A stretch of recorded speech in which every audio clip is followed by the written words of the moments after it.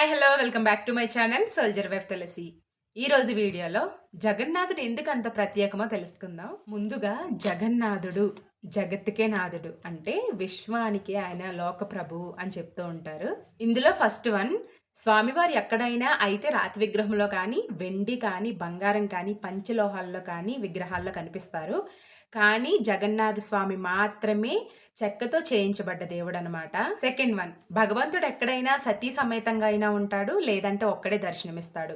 కానీ జగన్నాథ స్వామి మాత్రం అన్న అయిన బలభద్రుడితోని, చెల్లెలైన సుభద్రాదేవితోని భక్తులందరికీ దర్శనమిస్తూ ఉంటారు. ఇప్పుడు థర్డ్ వన్, ఎక్కడైనా సరే రథయాత్రకు కానీ ఊరేగింపుకు కానీ ఒకే రథం ఉంటుందండి. కానీ జగన్నాథ స్వామికి మాత్రం ప్రతి సంవత్సరం కొత్త రథం ఉండాల్సిందే. అలాగే ఊరేగింపు సమయంలో ఏ దేవుడికైనా సెపరేట్గా ఊరేగింపు విగ్రహాలు ఉంటాయండి. కానీ జగన్నాథ స్వామి మాత్రం మూల విరాట్ నుంచి కదిలొస్తారనమాట. ఫస్ట్ వన్, ఆయన రూపం అందరికైనా విభిన్నంగా ఉండే రూపం అనమాట.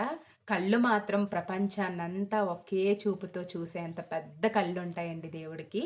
ఇంకా ఇలా చాలా ప్రత్యేకతలు ఉన్నాయండి జగన్నాథుడికి. నేనైతే ఈ జగన్నాథ స్వామి చరిత్ర గురించి అయితే ఛానల్లో అర్థమయ్యేలా ఫుల్ డీటెయిల్డ్ ఇన్ఫర్మేషన్ అయితే మన ఛానల్లో అప్లోడ్ చేశాను. ఎవరైనా జగన్నాథ స్వామి గురించి ఇంకా పూర్తిగా తెలుసుకోవాలనుకుంటే మన ఛానల్లో వెళ్ళి విజిట్ చేయండి. Thank you guys, bye bye. Next వీడియోలో కలుద్దాం.